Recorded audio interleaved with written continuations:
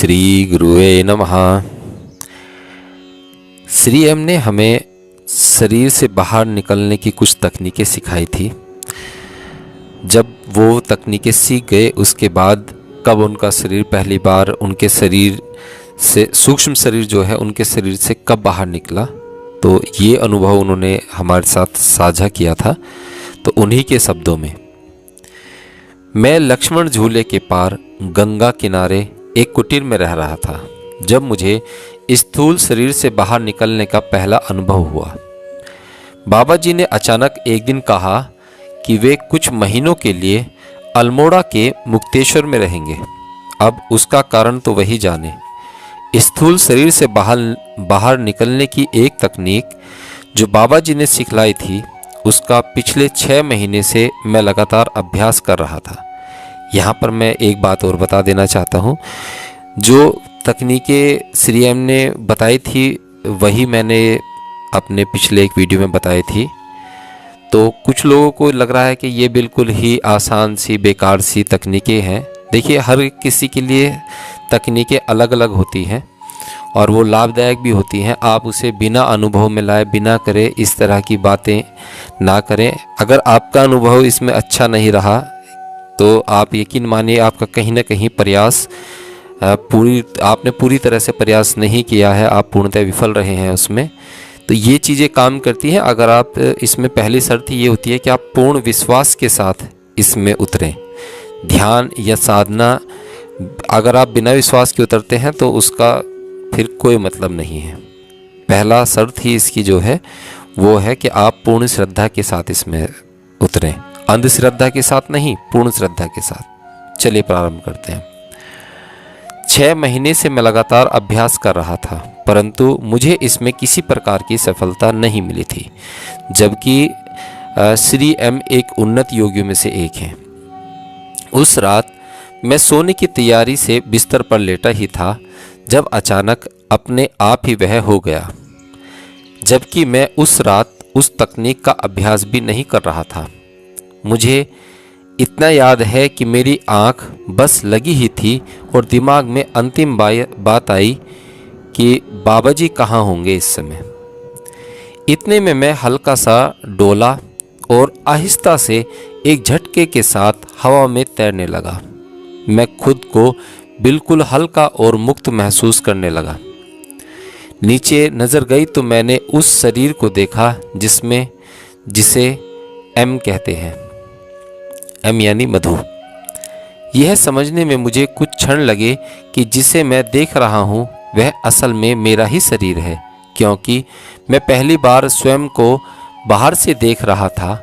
आईने में देखने पर जैसा मैं लगता था उससे वह शरीर काफ़ी अलग लग रहा था। जब मुझे समझ में आया कि मैं सचमुच अपने सूक्ष्म शरीर में हूँ तो मैंने तय किया कि इन स्थितियों में बाबा जी को ढूंढना ही सबसे सही रहेगा। क्या वे अरुंधति गुफा में होंगे या मोनी बाबा की गुफा में, या फिर गोमुख के रास्ते पर चीरबासा के अपने प्रिय गुप्त स्थान पर। जैसे ही बाबा जी से मिलने की मेरी इच्छा प्रबल हुई, मैंने स्वयं को अनजाने गंतव्य स्थान की ओर तेजी से जाते हुए पाया।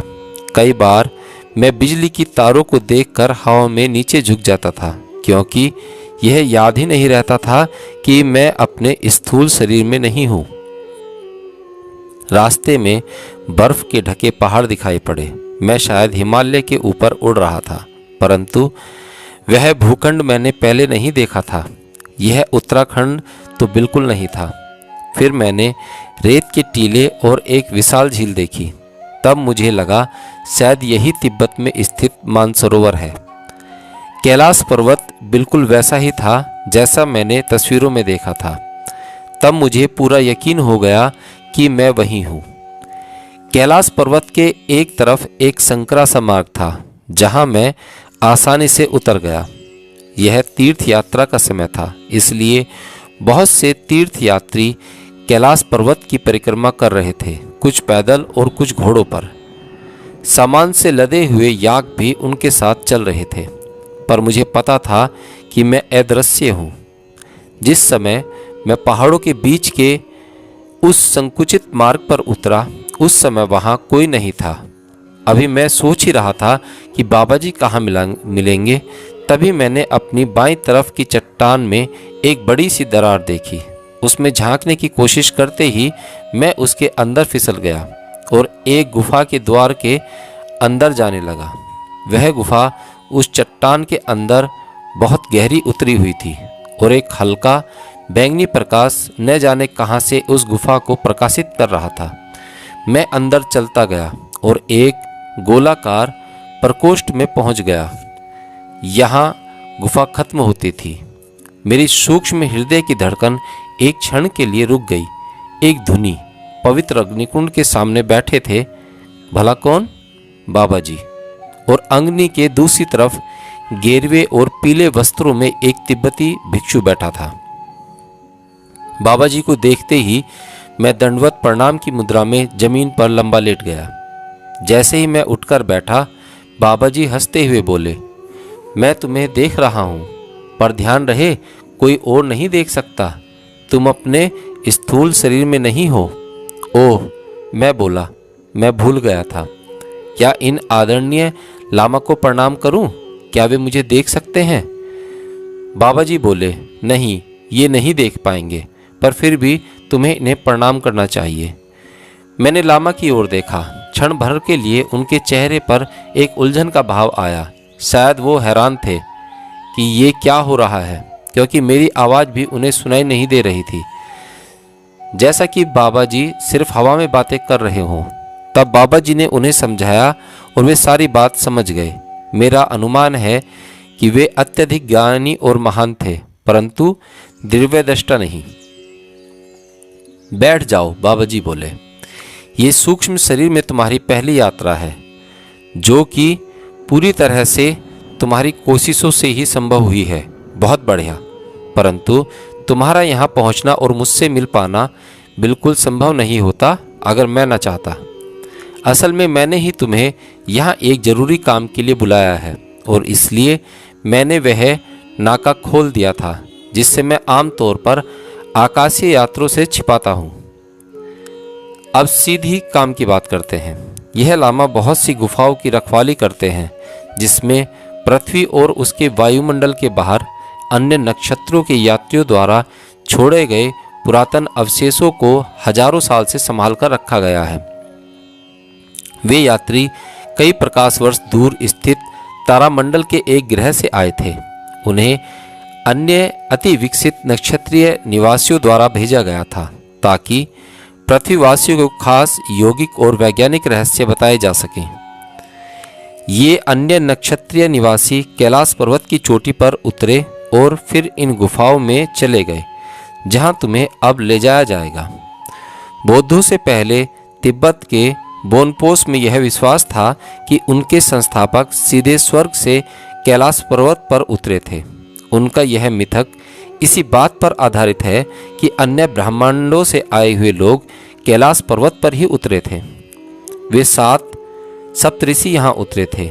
वे कुछ चुनिंदा लोगों को अत्यंत उन्नत ज्ञान देने आए थे, परंतु जब वे लौटने लगे तब उनके अंतरिक्ष यान में आए कुछ तकनीकी अवरोध के कारण उन्हें कुछ समय और यहाँ रुकना पड़ा। उन्हें अपने ब्रह्मांड से तकनीकी मदद की आवश्यकता थी। पृथ्वी के वायुमंडल में रहने की आदत न होने के कारण उनमें से 2 की मृत्यु हो गई। अंततः उनके नक्षत्र से आए यांत्रिक उनके अंतरिक्ष यान को ठीक करके उन्हें वापस ले गए, परंतु उन 2 मृत शरीरों को यहीं छोड़ दिया गया। सप्तऋषियों में से उन 2 मृत शरीरों को विशेष पदार्थों से लेप कर के आने वाली पीढ़ियों के कुछ खास व्यक्तियों के लिए संरक्षित रख दिया गया। तुम यह सब कुछ देख सकोगे जब मैं तुम्हें वहां ले जाऊंगा। मैंने इन लामा महोदय से इसकी आज्ञा ले ली है। अब इन्हें दंडवत प्रणाम करो तो हम चलें। यह कहकर बाबा जी अपने कंबल पर लेट गए और कुछ ही क्षणों में उनका सूक्ष्म शरीर मेरे साथ चल दिया। उनके स्थूल शरीर को इस लामा के संरक्षण में छोड़ दिया गया। हम दोनों इकट्ठे एक शहर के खंडरों से होते हुए उन गुफाओं तक पहुँचे जो चट्टानों और खंडरों के पीछे छिपी हुई थीं।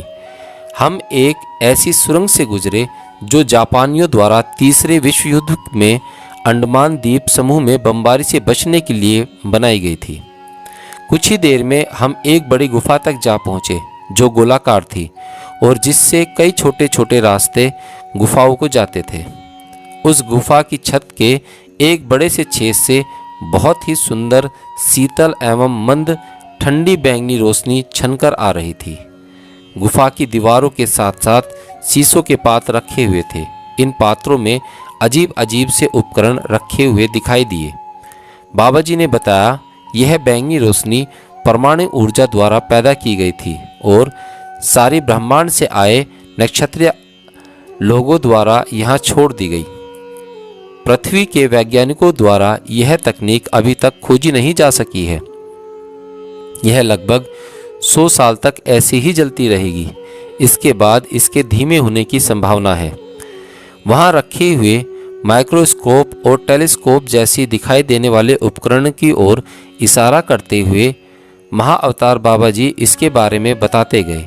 वे सूक्ष्म से भी सूक्ष्म को पकड़ने वाले अलग अलग काम के लिए दूसरे नक्षत्रों से आए गए उपकरण थे। एक छोटे से वायु रहित पात्र में छोटे छोटे सफ़ेद क्यूब रखे हुए थे।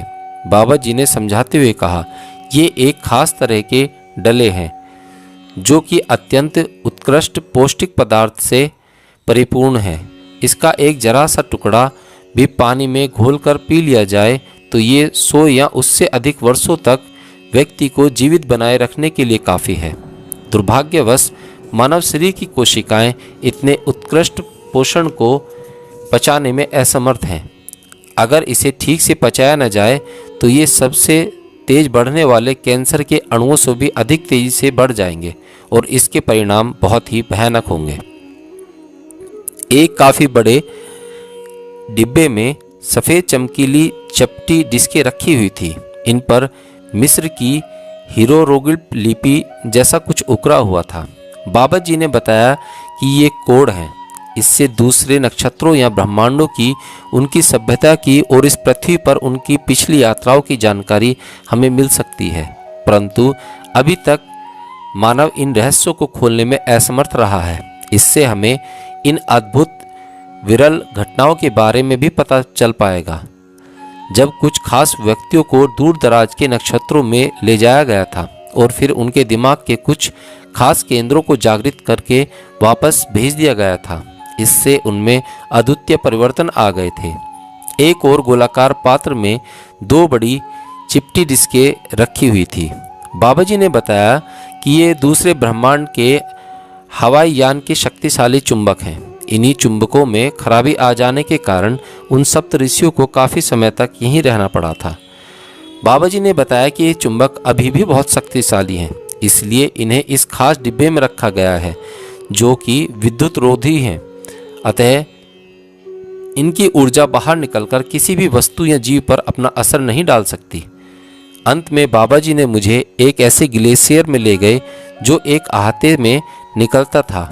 उसके अंदर 2 बड़े कांच के ताबूत रखे थे।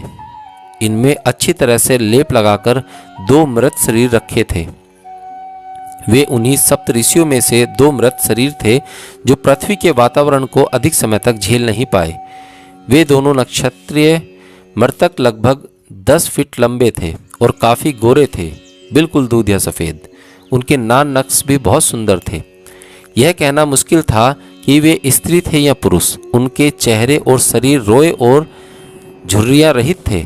उनके सिर पर बहुत ही घने भूरे बाल थे जो कि कंधे तक लंबे थे। उनके गहने शायद सोने और हीरे के थे।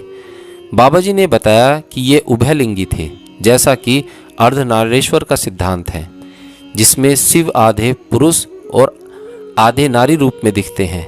यह सिद्धांत भी शायद यहीं से निकला हो। इनके शरीर में दोनों लिंग के प्रजननकारी अंग थे।